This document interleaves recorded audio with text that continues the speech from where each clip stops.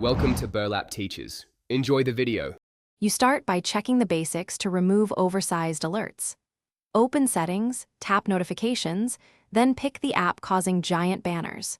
You need to inspect alert style and banner type because persistent banners often feel bigger. Switch to Temporary to shrink appearance.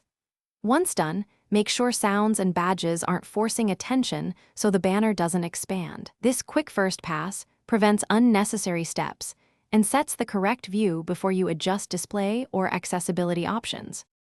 Next, change display and accessibility settings that affect notification size. Go to Display and Brightness and confirm display zoom is standard. Zoomed mode enlarges UI elements, including alerts. Then open Accessibility, check larger text, and turn off larger accessibility sizes or slide size down. This directly reduces notification font. Also verify motion settings. Reducing motion can alter animation, but won't enlarge text. Once you apply smaller text and standard zoom, notifications should appear at normal, readable size. To finish, restart your iPhone so all adjustments take effect. A reboot resolves many UI glitches. If oversized notifications persist, use Settings General Reset All Settings. This returns layout choices without erasing data and often clears stubborn display issues.